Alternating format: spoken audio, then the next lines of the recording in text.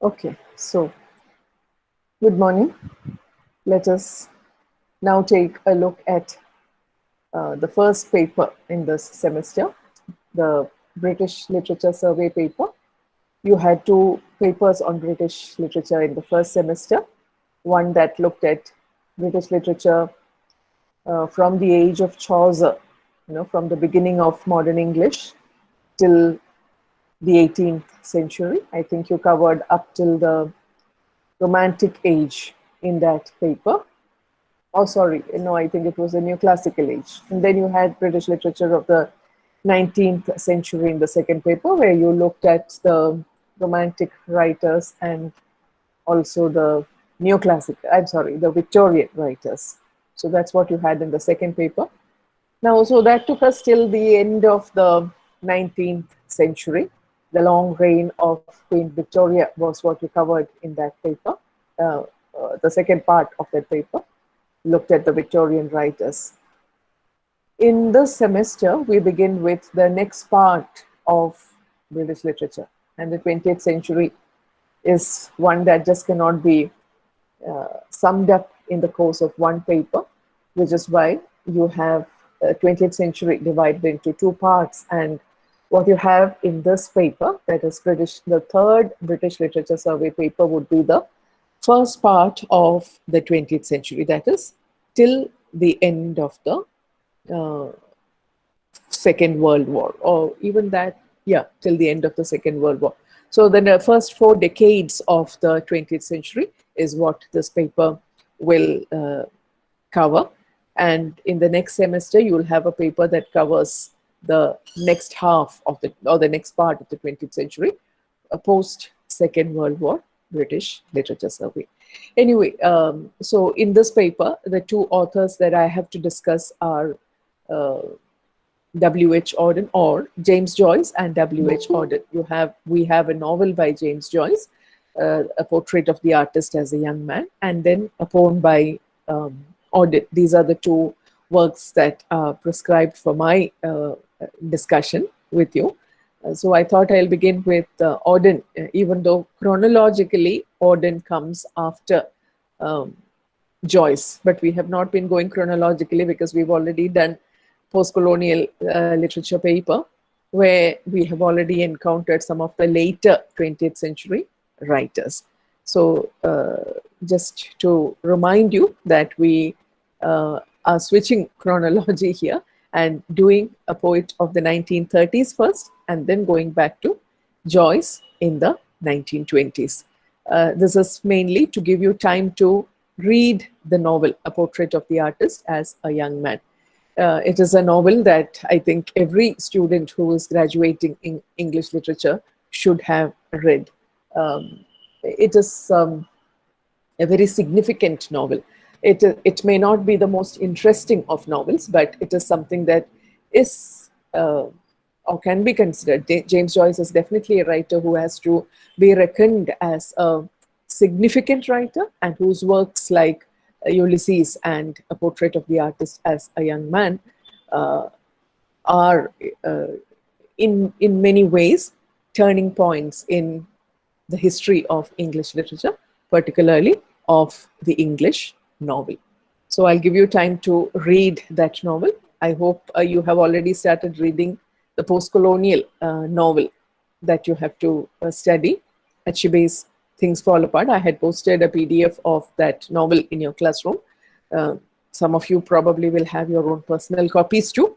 Again, that is a novel which you have to definitely read, because it is one that in many ways ushered in the post-colonial literature. It is considered as the first post-colonial novel to come out from Africa, and it has a history of its own. So that is regarding Things Fall Apart. So I'll give you time to read these two novels. In the meantime, we will discuss the work of W.H. Auden. To do which, let me make a presentation.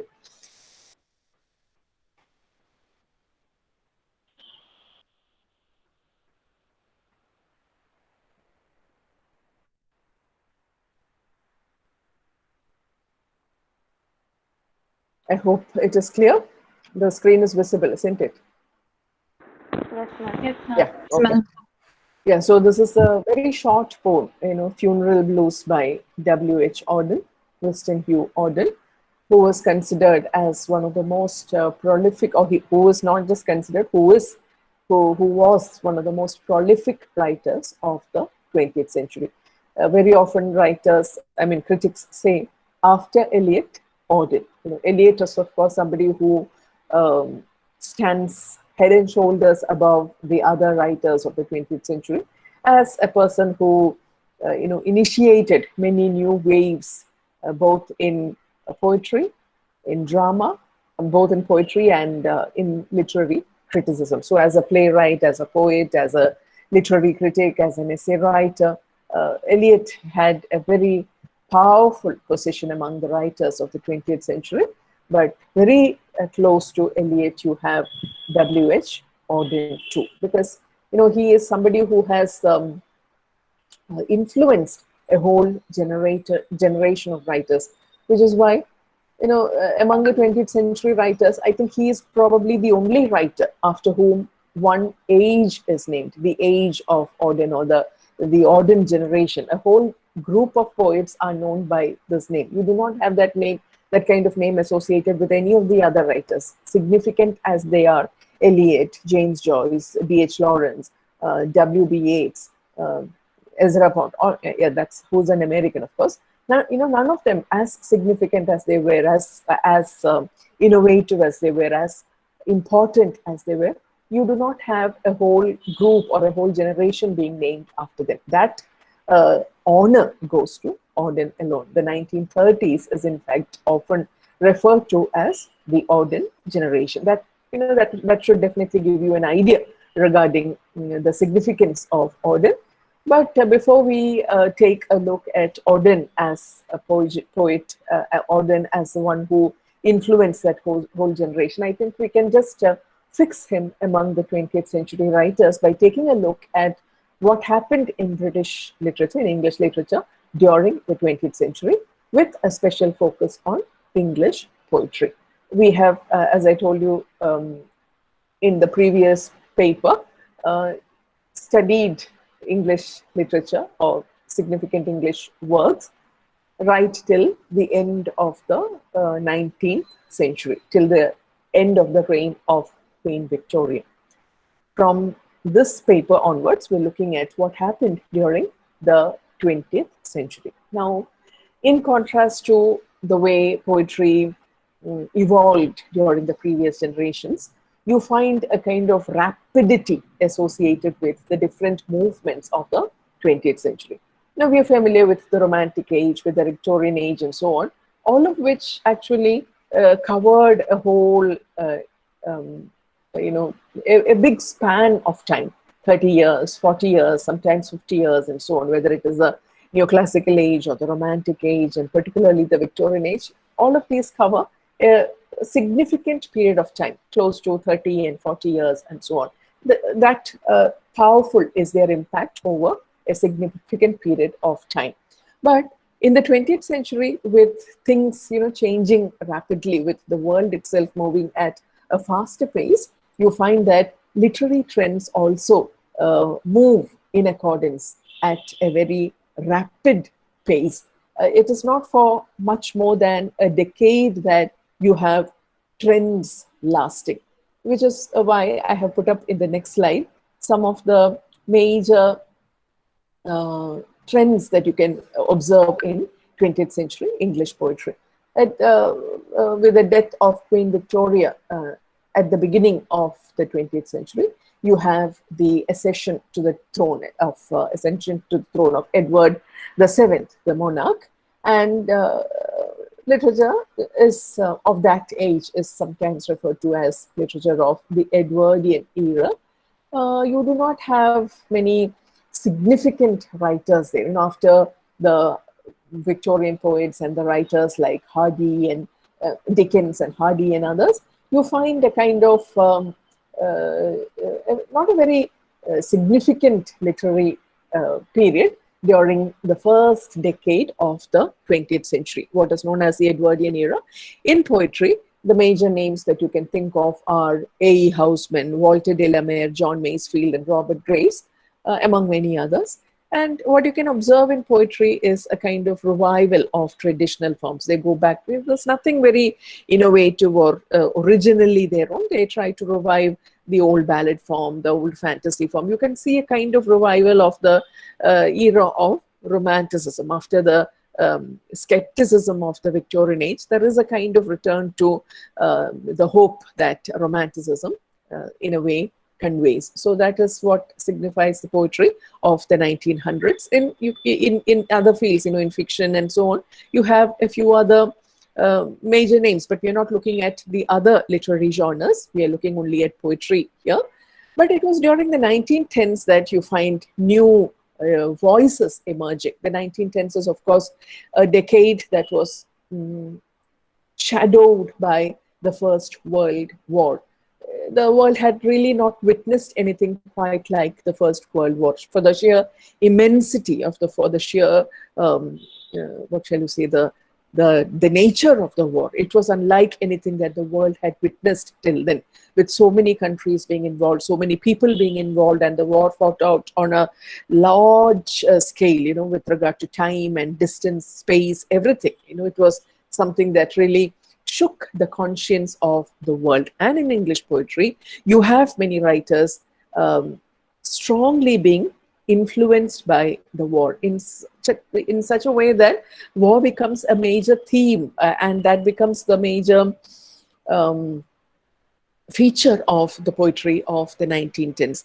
You have different kinds of attitudes being expressed towards war. Some who glorified war, some who took a very romantic attitude towards war and, conveyed it, talked about it in a very patriotic way. We are, of course, talking about the English poets. On the other hand, you have some among them who, like many other young men, had to become soldiers. They were expected to enlist in the army.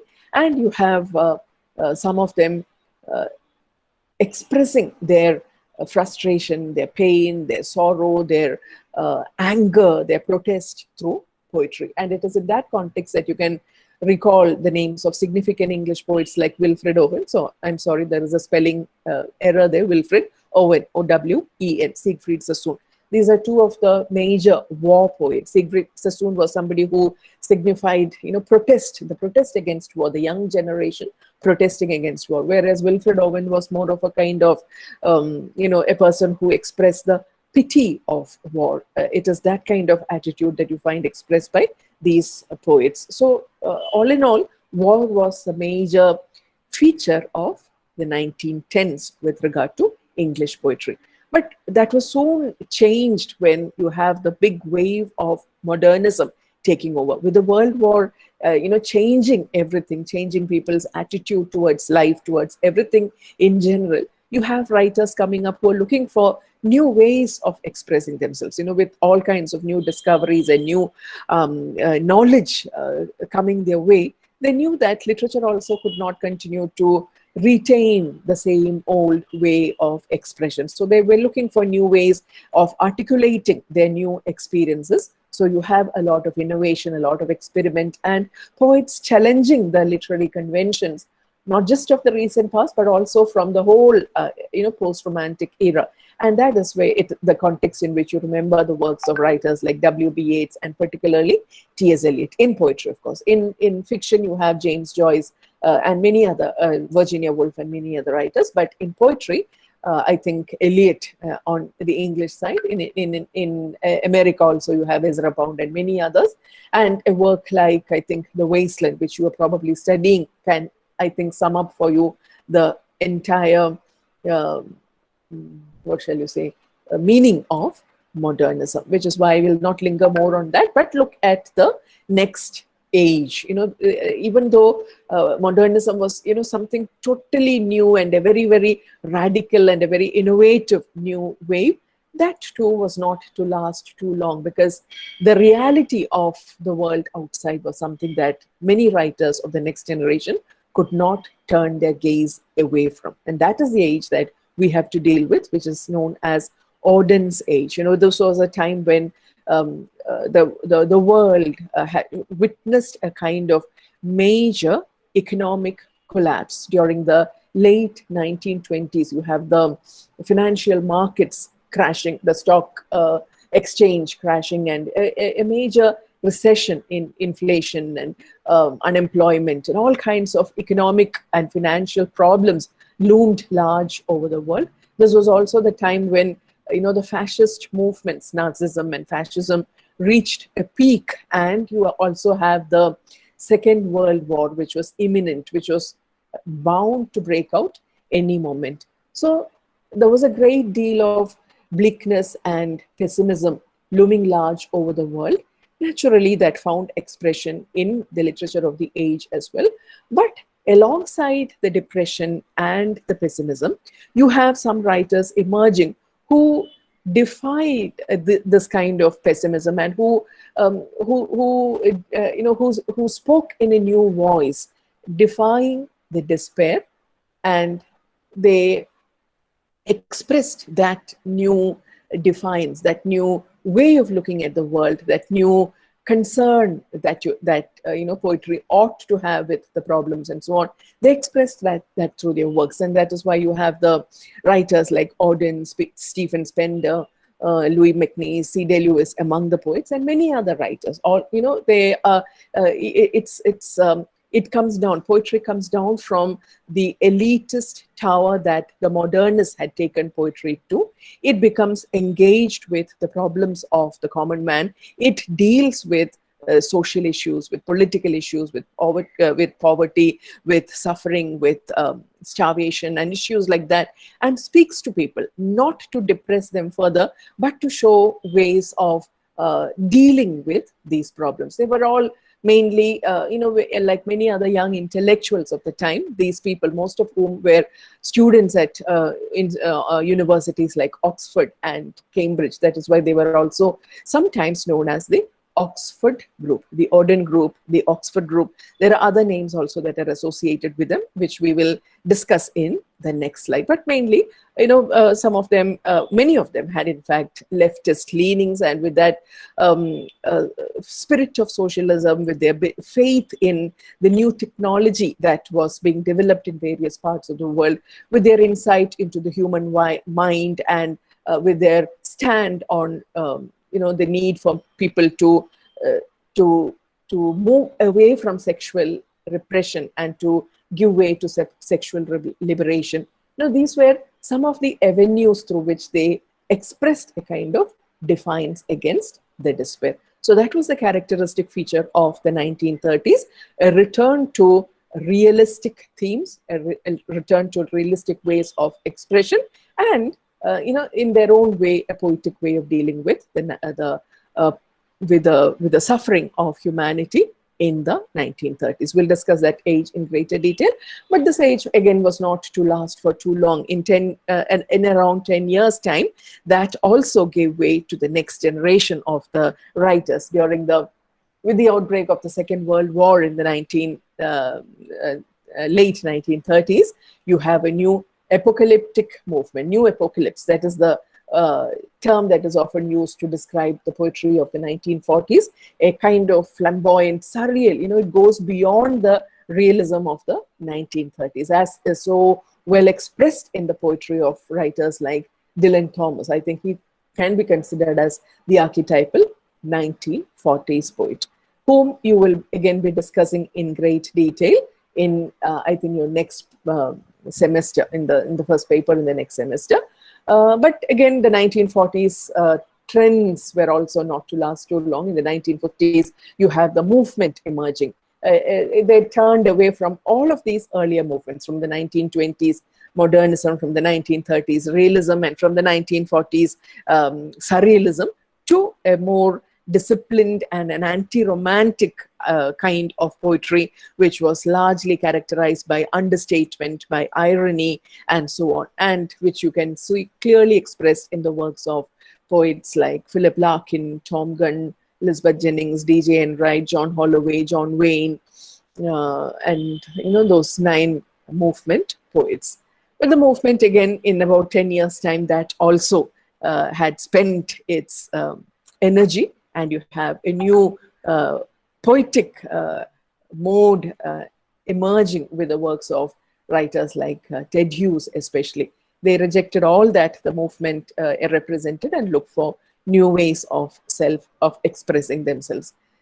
From the 1970s onwards, you cannot think of anything that is uniquely British alone, or you cannot say that, this is British poetry of the 1970s, new ways. You have a whole lot of new trends coming in, with English literature becoming more and more post-colonial. It's not just writers in different colonies who begin to write in poetry, but even in England, with the arrival of new writers from different parts of the world, it's a whole multicultural way of expression that you find in not just in poetry, but in every other genre. So this, in brief, is what 20th century poetry was. So we look at the way in which there is a huge rapidity in the way trends emerge and disappear.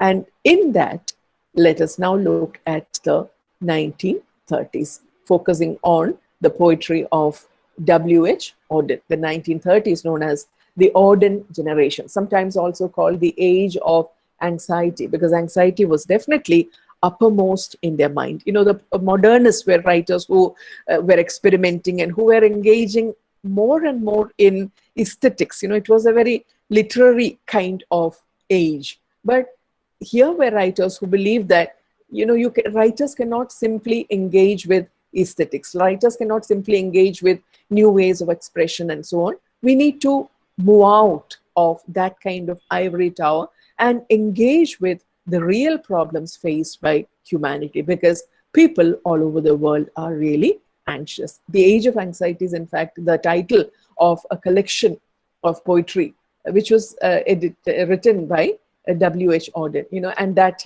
the name of that, or the title of that book, actually conveys much about the 1930s. It was a time when anxiety was uppermost in the minds of the people, with severe economic problems facing the whole world, and the prospect of a Second World War breaking out any moment. And in England, in universities like Oxford and Cambridge, you have some young poets, thinkers, coming together, not exactly coming together with a very focused agenda on creating a new kind of poetry, but there were people who had common concerns. In the first place, they were all much influenced. Most of them were much influenced by the wave of Marxism that was spreading across many of the Western universities at that point of time.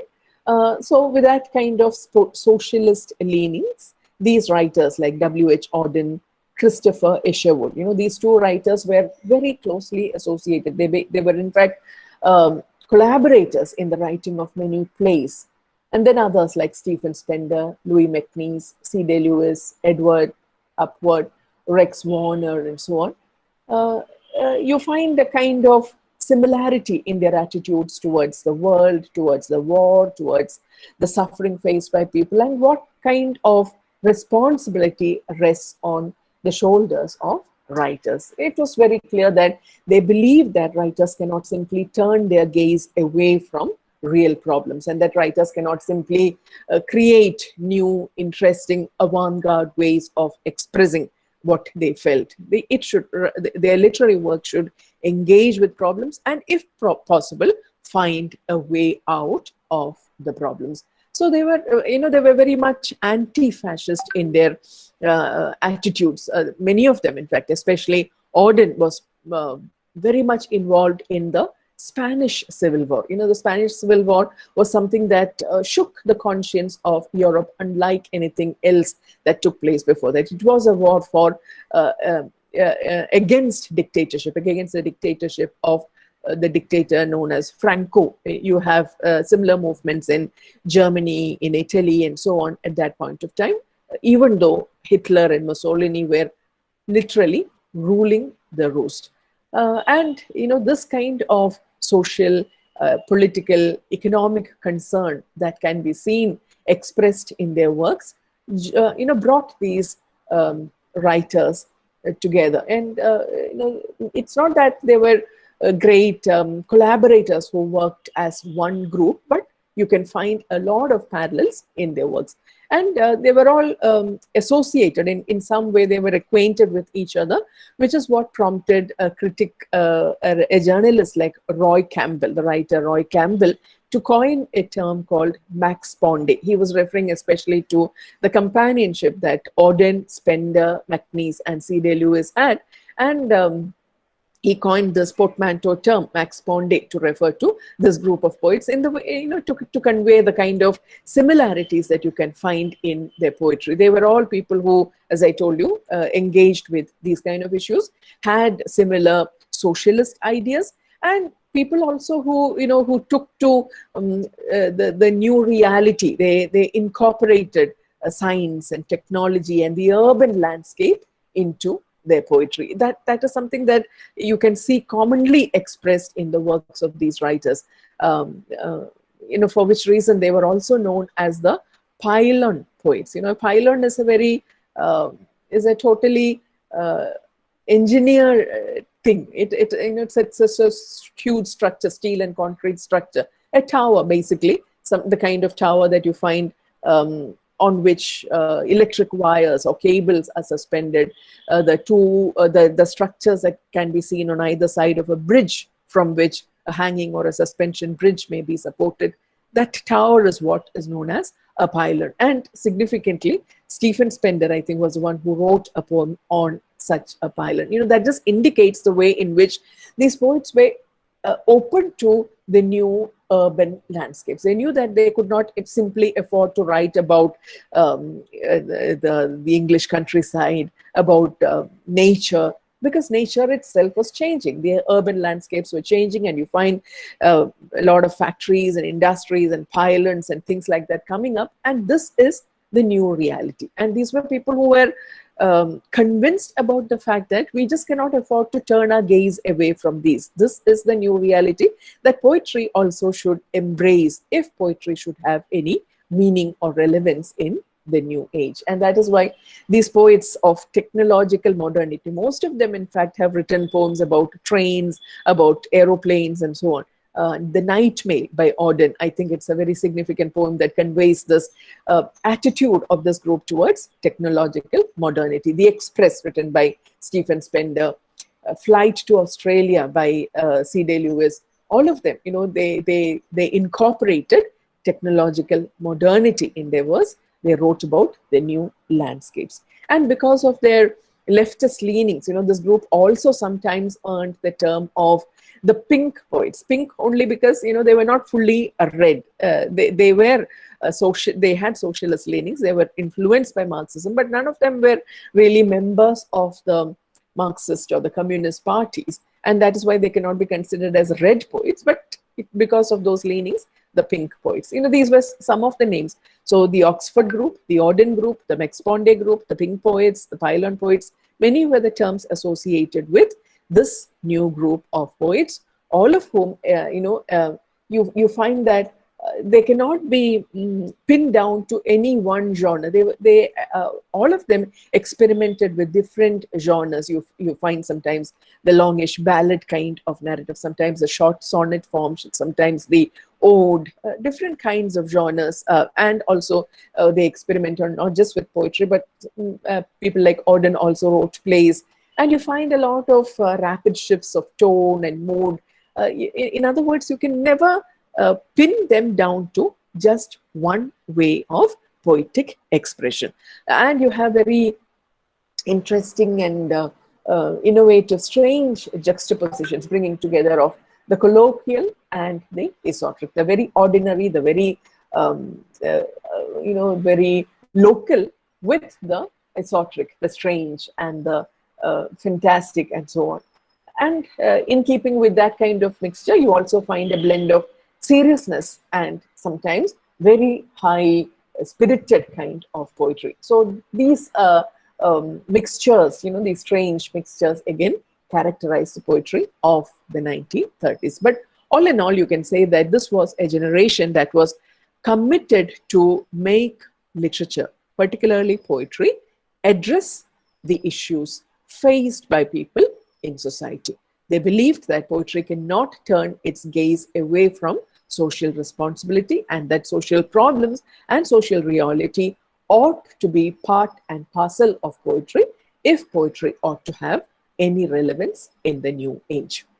So it is against that background that we will now specifically look at the poetry of Auden. Yeah, I've just summed up what the 1930s was, taken it from one of the books that I found summed it up quite well. In the 1930s, Britain was in a period of social crisis with the after effects of the Great War, that is the First World War, and another world war looking likely. The working classes were dissatisfied with what they saw as a ruling bourgeois society and a series of failed social reforms. This time of crisis brought with it a new trend for collective identities, and the Auden group was one of these. Also known as the 30s poets, the group, which centered around Auden and Isherwood, represented a new, more experimental literary style. They never actually worked together as a whole and were connected mainly by their similar ages. They were all contemporaries with their Oxford and Cambridge education, socialist leanings, the social feelings, their embarrassment about their own middle class origins, compared to the working classes. They felt very sensitive and embarrassed about their own privileged status, and that is something that they expressed through their works. The term continues to be used to categorize a wide range of cultural output from the 1930s in literature, theatre, music, and art. Well, I'm sure you're familiar with the poems of Auden, like The Unknown Citizen, for example, where he pays a tribute to a soldier who, like many others, became unknown. They were just reduced to numbers. That was a kind of inhumanity that war brought to the world. So a very sensitive portrayal in the form of a tribute to an unknown soldier. There is another poem called The Shield of Achilles, one of the most significant of Auden's poems, where he uses a particular motif found in Homer's Iliad, where you have the shield of Achilles, described in great detail. If Homer described Iliad's in the Iliad, Achilles' shield in great detail to convey the glory and the richness of the Greek civilization. Auden uses that motif and uses this image of a shield in order to convey the despair and the pessimism that loomed large in the 20th century. So it is that kind of warscape that you find depicted on the shield. And what can create a change in the world? It is through poetry. That is what Auden says in that poem, The Shield of Achilles. In memory of W.B. Yeats, that's another significant poem written by Auden. But what we have to, where he, of course, pays a tribute to the great poet whom he considered to be his mentor, somebody whom he held in very high esteem, W.B. Yeats. But when Yeats died, what happened to the world? The world went on as usual, but for people like him, it was a turning point. And that he uses that occasion of the death of Yeats to talk about the kind of healing function that poetry can perform in a world that is torn apart by selfishness and the brutality of war. That is in memory of W.B. Yeats. He has written other poems also about the Second World War. September 1, 1939 is another significant work of his. But the poem that is prescribed for our study is a shorter one called Funeral Blues. So just a brief introduction to Winston Hugh Auden, who was born in 1907 and passed away in 1973. As I told you, as a prolific writer, one of the most prolific writers of the 20th century, he contributed as a poet, as a playwright, as a critic, and also wrote opera, a librettist in his later years. He migrated to the United States at a particular point of time, and from there he wrote a lot of continued to write poetry, but also he wrote for the opera, and he would frequently come back to Europe to engage with musical performances and so on. So, all in all, a very what you can call Auden, a towering figure of the 20th century. It was he who characterized the 30s as the age of anxiety.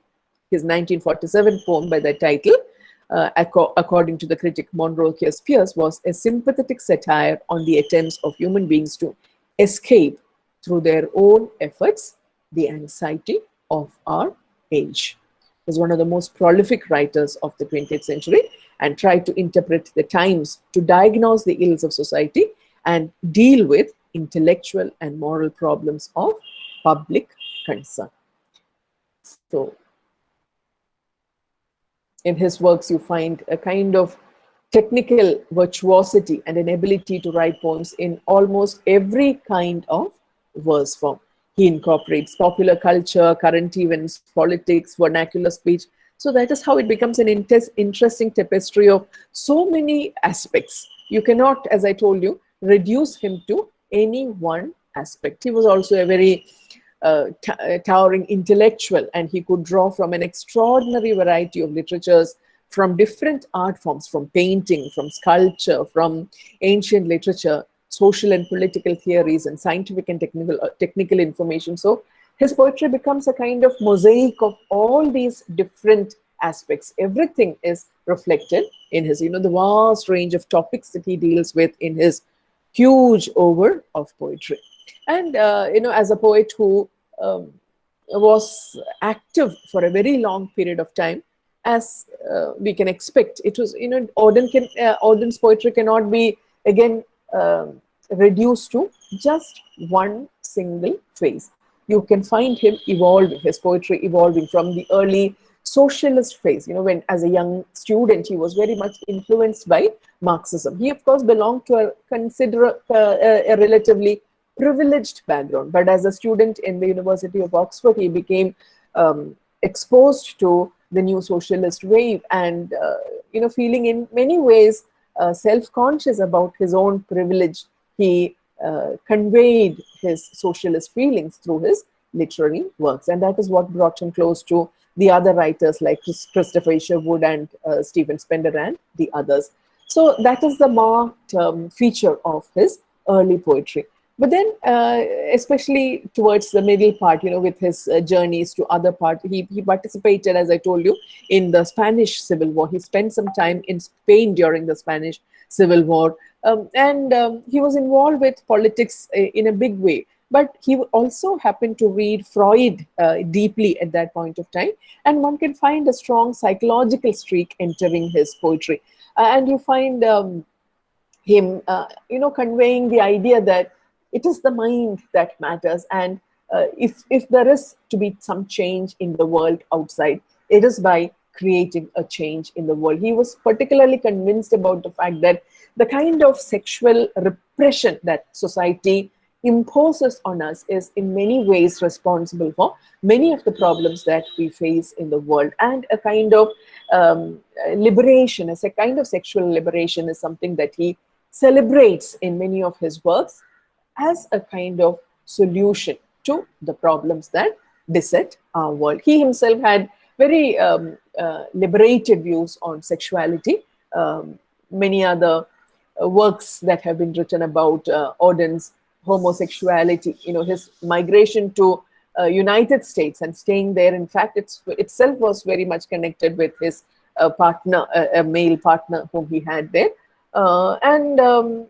One interesting thing that is often mentioned about Auden, when you talk about his marriage, he was a homosexual who had male partners throughout his life, but he got married once to a woman, and that was Erika Mann, a German lady, the daughter of the German novelist Thomas Mann. And why did he marry her? Not out of any great love for her, not out of any romantic interest at all, but actually only to give her a British passport. During the Second World War, Erika Mann wanted to migrate from Germany, and it was difficult for her during the Second World War. And only something like marriage could give her a British passport, and that is why he helped her by marrying her, and without spending even a single day with her uh, in marriage. So that again shows the kind of concern he had for others. It is often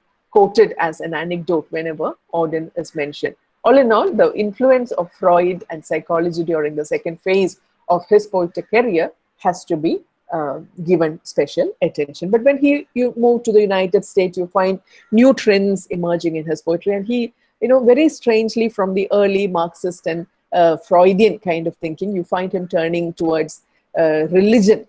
He's especially obsessed with Christianity, a revival of Christianity, and so on in his works. And critics would say that whatever the influence, whether it is Marxism or psychological, the Freudianism or the later Christianity, what stands out in Auden's poetry is this concern, the social concern, this political concern for the welfare of mankind. So whatever the influence, that was what his prime objective was, as we can see in work after work of Auden's.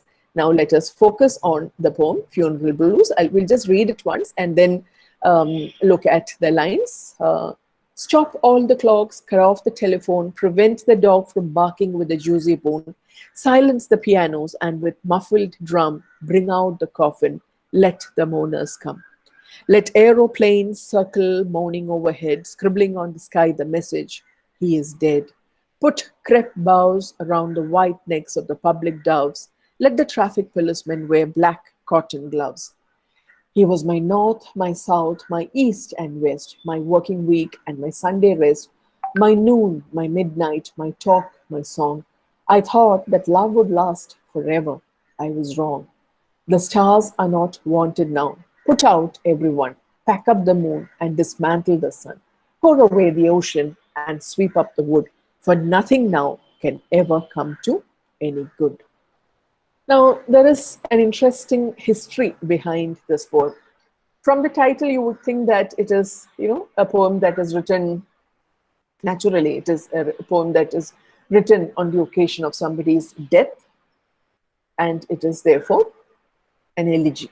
We will discuss what is different about this elegy soon, but definitely a poem that mourns the death of somebody. But you find that it's a very different kind of elegy. You find that it's a very different way in which the funeral is depicted. The funeral blues, the song, the sad song that is sung on the occasion of a funeral, blues, the sad song. And the interesting history behind this is that it was actually written for a play. Auden and Isherwood had collaborated on many plays, and one of the plays that they wrote was The Ascent of F6. F6 is the name of a mountain somewhere in India, around India. Anyway, in the play, it is presented as, being situated in an imaginary land, Osnia or something. That is the name of the place.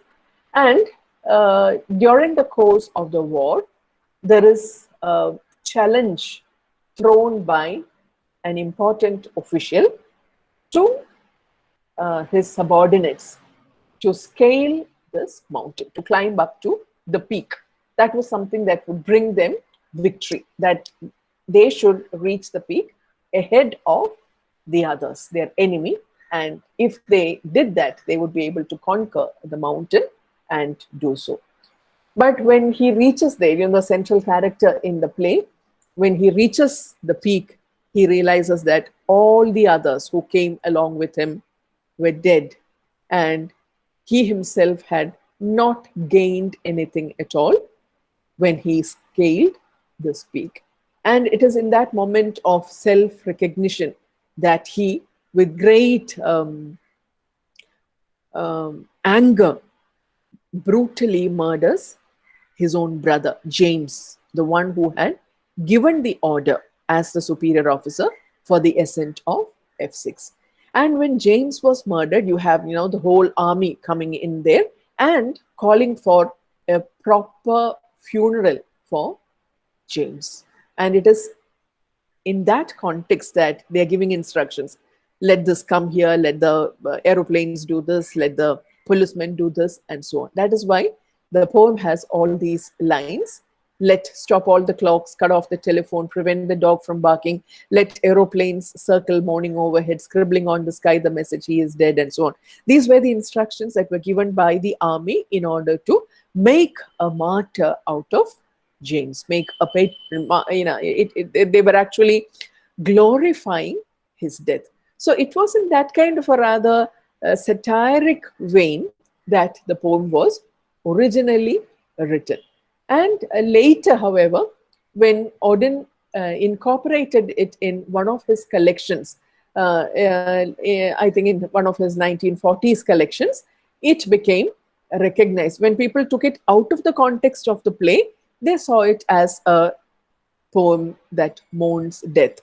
The satire that was part and parcel of this poem in the context of the play naturally was not evident to the readers when they read the poem in isolation, away from the context of the play. And later, so that is about the background. Yeah, I've just incorporated a few lines about that. It's a play about the ways in which individual acts of human behavior, motivated by the most intensely private obsessions, can be co-opted by political power for its own ends. So it's a political satire, actually, the play. The F6 is a mountain, difficult to climb, at the heart of a distant land, Britain, and it is in the context of this war between Britain and Estonia that you have this scaling of the mountain as a theme. Whichever side manages to claim the summit first will have effectively asserted their territorial claim over the region. And it is Michael, the protagonist, who is given the order by his brother, Sir James, a high ranking colonel. And initially, Michael refuses angrily, but later, urged by his own mother, he decides to take up the challenge, and he goes out along with a battalion to scale the mountain for the sake of the empire. But when he reaches the top, he finds that he manages, he is disillusioned by whatever the ascent has achieved, and he just kills his brother James.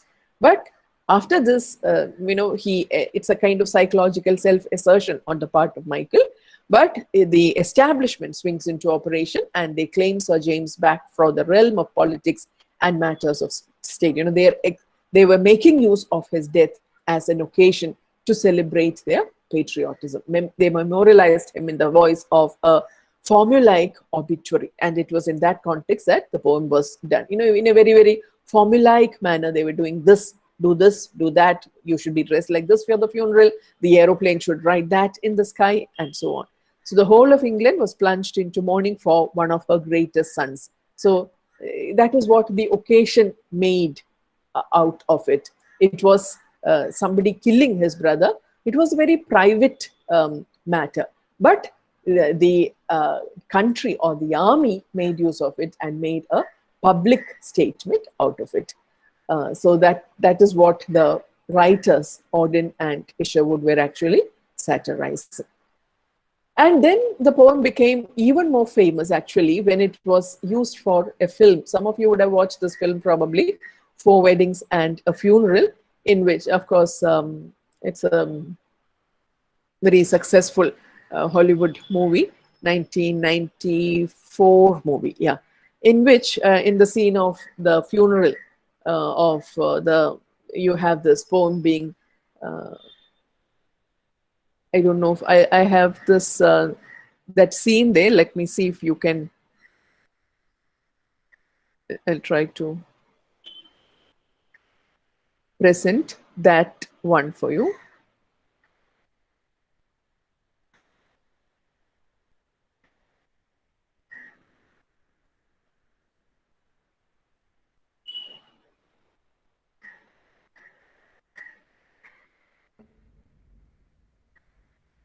What I thought of him.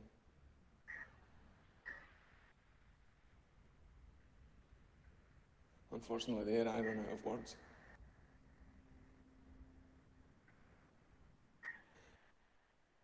Perhaps you will forgive me if I turn from my own feelings to the words of another splendid bugger, W.H. Auden. This is actually what I want to say. Stop all the clocks. Cut off the telephone. Prevent the dog from barking with a juicy bone. Silence the pianos and with muffled drum, bring out the coffin. Let the mourners come. Let the aeroplanes circle moaning overhead, scribbling on the sky the message, he is dead. Put crepe bows round the white necks of the public doves. Let traffic policemen wear black cotton gloves. He was my north, my south, my east and west, my working week and my Sunday rest, my noon, my midnight, my talk, my song. I thought that love would last forever. I was wrong.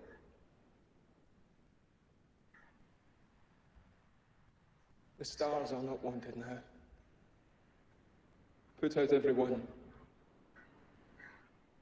Pack up the moon and dismantle the sun.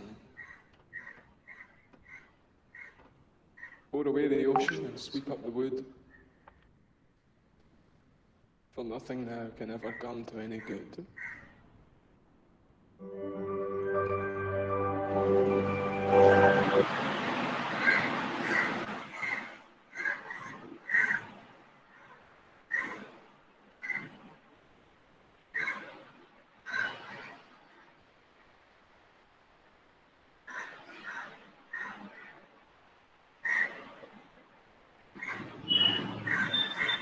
Yeah, so that was for weddings and a funeral. After which, this poem became hugely popular, and there was a whole huge new demand for the poem. Everyone wanted to read the poem. It became a very tragic representation of death in the movie. So it had moved a great deal from the original satire to, a really elegiac poem. So let us discuss for ourselves the poem as an elegy. We are familiar with the literary form called the elegy, which is basically a lament for the dead. It is always a poem that is occasioned by the death of a very, somebody with the poet is very close to. And ultimately, it becomes a poem of very serious reflection. And often it rises to, from that particular context of the death of somebody close, it becomes a general meditative lyric on human mortality itself. Of course, the term elegy actually in classical literature, an elegy was simply any poem that was written in the elegiac meter, that is alternating lines of dactylic hexameter and pentameter, and it need not be about death. It could be about anything. That was what the term elegy was originally used for in classical literature, but gradually, because of the particular nature of this meter, which could convey a very somber mood, it became associated with death, poems that were written to mourn the death of somebody, as poems of laments for the dead. And that is how you have a whole new form of poetry emerging in English poetry. We are familiar with the pastoral elegy, which borrows from the classical convention of representing the subjects, both the speaker and the dead person, all of them as shepherds in an idealized kind of pastoral background. And it follows a formal pattern. There is an expression of grief, invocation to the muse, and there are certain conventions, elegiac conventions, like, for example, a funeral procession, a description of the sympathetic mourning throughout nature, and the musings on the unkindness of death. You have a description of, nature participating in the mourning through rainfall, through a river that changes its course, through the drooping flowers, the drooping trees, and so on. These are some of the elegiac conventions, and often it ends with the acceptance of this person's death, and a very affirmative justification of nature's law. And the most famous pastoral elegies in the English language, of course, are Milton's Lycidas, written on the occasion of the death of his close friend Edward King, Shelley's Auden, written to mourn the death of Keats, and Matthew Arnold Thurses, which he wrote on the occasion of the poet Arthur Hugh Clough. So, that is what a pastoral elegy is. But in the 20th century, you have poets like Auden using the elegy again and defying our normal attitudes towards this genre, or defying whatever the genre conventionally stands for. And it is in this context that we can remember a poem like In Memory of W.B. Yeats, written by W.H. Auden, and look at the way in which he has defied the conventions of the elegy. An elegy, conventionally written, is probably good for the past ages. But living as we do in this kind of present, we cannot afford to repeat the same old conventions. And that is why the elegy becomes a very different kind of elegy. You can call it a modernist elegy because it mourns the dead poet in a different way altogether. It begins with a statement that on the day of his death, it was a dark, cold day. The public places were all frozen because of the snow and all that. But life went on as usual. The different images that the poet uses from urban landscapes and from the world of nature convey the fact that not many people were really affected by the death of Yeats. Life went on as usual in the world of politics, in the world of business, in the world of everyday affairs. Nobody was really much affected by the death of Yeats. And it's only people like the speaker himself, those who love poetry. They were the ones for whom this was a day unlike other days. For them, it was a slightly different day. And then, it's a very, very, there is no glorification of the dead person. There is no sentimental outpouring of grief as you have in normal elegies. Nature does not participate in the mourning at all. Nature goes on as usual. The river did not change its course, says the poet. Unlike conventional poems where the river would come very close to the mourner in order to express solidarity. Here, then in the next section of the poem, he addresses the dead poet directly. And there again, you find how he does not, hold him up as an ideal or idealized person, as we normally have in elegies. He says, you are just an ordinary person, like you, like any one of us. You had your own common human frailties. You had your, all your weaknesses, human weaknesses. But if you, as a person, have survived, or if your name has survived all that, it's only because of your poetry. And that is why in the last section, actually the elegy rises to glorification, not of the dead person, but of poetry. It becomes an ode to poetry itself, the power of poetry. If at all anything can change in the world today, or if the world is to be changed, it is only through the power of poetry. That is how the poem ends. So that is how it becomes a very different elegy altogether. Another poem that is worth remembering would be his poem in a Musée des Beaux-Arts, where he talks about the visit to this museum and speaks specifically about this painting by the Dutch painter Peter Bruegel, The Fall of Icarus. Now, Icarus, of course, we'll be discussing that myth in James Joyce's work, the son of Daedalus, the heavenly artificer, who created the wax wings to help himself and his son escape from the labyrinth in which they had got trapped. He had warned his son that you should not fly too near the sun, but the son, in his great pride, disobeyed the father, flew close to the sun, his wax wing melted, and he fell down and drowned. And that is what you have depicted in this poem. But you find how Icarus might have drowned, fallen down, and died drowning. You can see a tiny hand there, but life goes on as usual. There is nothing that prevents life from following its normal routine in spite of the death of somebody. So, that is another way in which he talks about death in the, in the world today.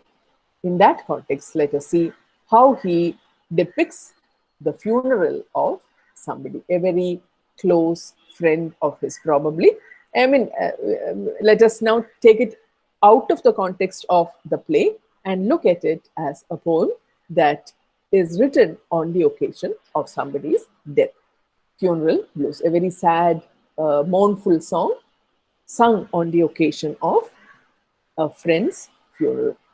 Stop all the clocks, cut off the telephone, prevent the dog from barking with a juicy bone, silence the pianos, and with muffled drum, bring out the coffin, let the mourners come. So you have some instructions being given. Stop all the clocks. You know, somebody is dead, and it is time for the funeral procession. So you have the funeral procession of conventional elegies here, but look at how different it is.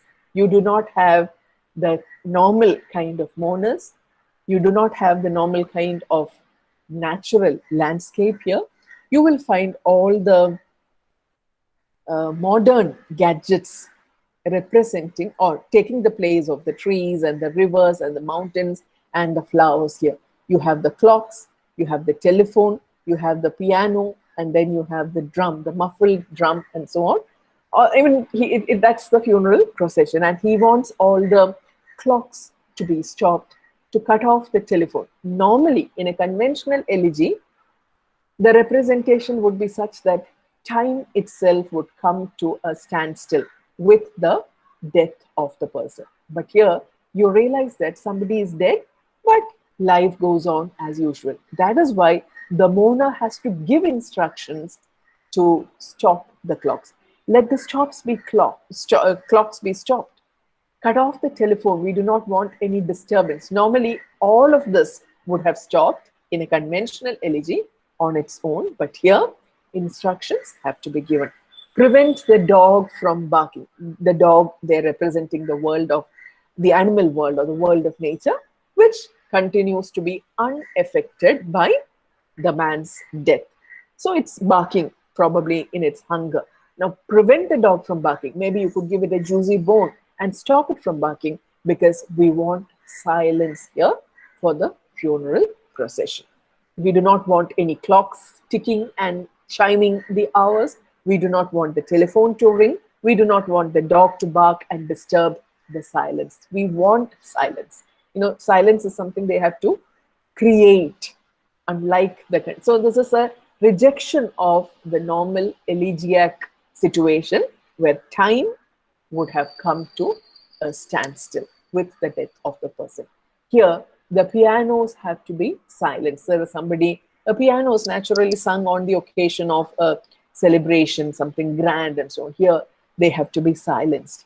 And with muffled drum, bring out the coffin.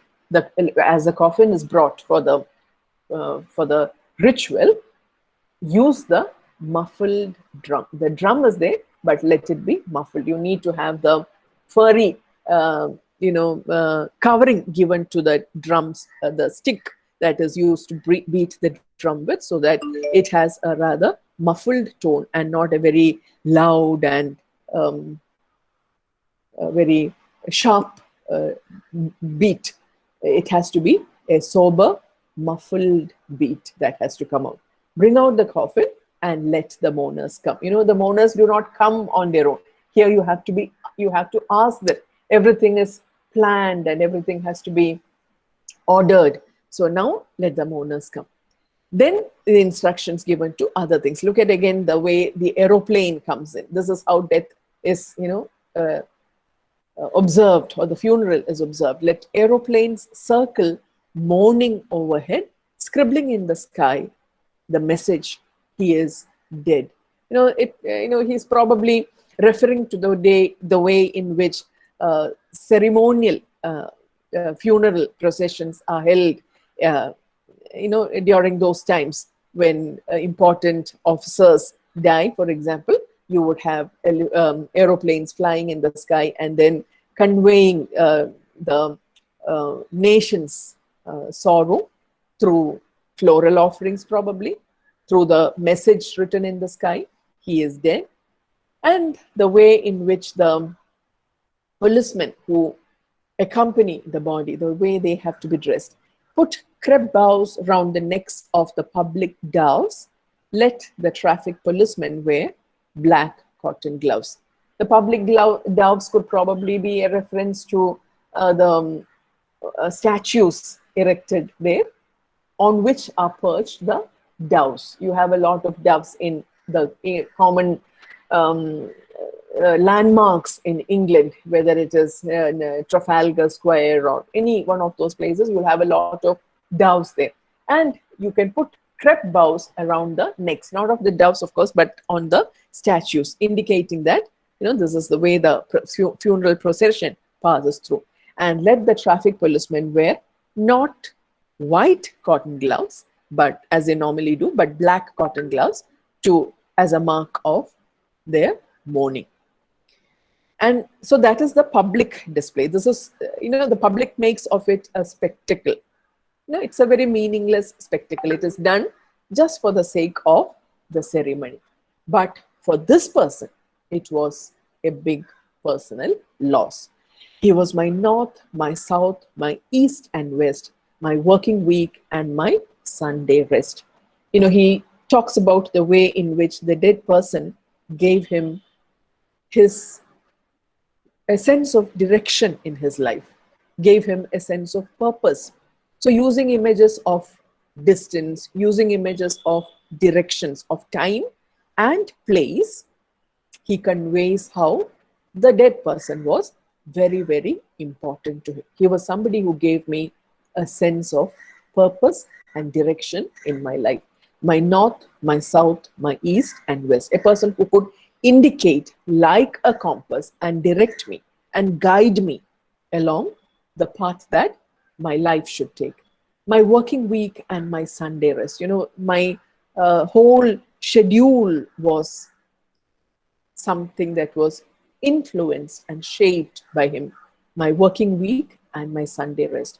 My noon, my midnight, my talk, my song. So in every aspect of his life, in time, in space, in distance, in every activity, he was everything to him. My noon, my midnight, my talk, my song, my official life, my personal life, my rest, my work, everything bore his stamp. I thought that love would last forever, but I was wrong. So, directed by that person, led by that person, inspired by that person, I lived a life of bliss, thinking that this love would take care of everything and that it would last forever. But I was wrong. Death has snatched him away from me. So we really do not know who the speaker is and who the dead person is, but it is clear that both of them shared a very intimate bond. You may, of course, read a kind of queer reading, make a queer reading of the poem as a homosexual poem, in keeping with the homosexual nature of the poet also. In any case, the bond of intimacy is something that you cannot overlook. The stars are not wanted now. Put out everyone. So he talks about the meaninglessness of the entire universe with the death of that person. The stars, the sun, the moon, everything. None of those have any meaning at all for me. Again, in a very unconventional way. Normally, at the end of a normal elegy, you would have, you accept that person's death and then you say, life goes on. This is the way of nature. The sun will rise tomorrow after this dark night.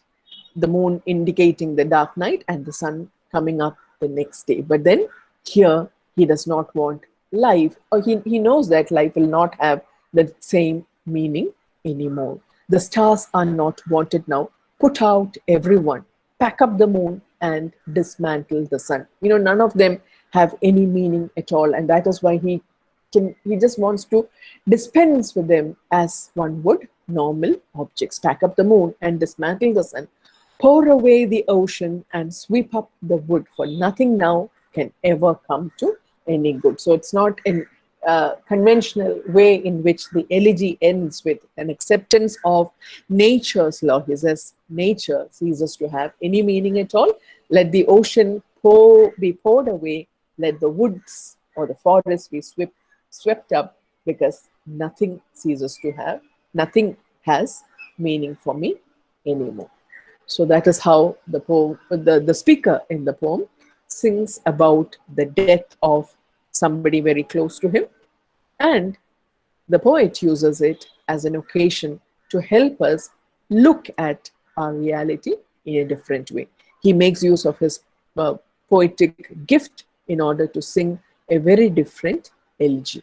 He talks about the new ways in which one ought to look at at the world, the way in which poetry can enable us to look differently at the reality outside. So that is the new direction that he is giving to poetry by writing a poem like Funeral Blues. Please do read the poem yourself. If you have any doubt, I will be happy to discuss that line or that word with you.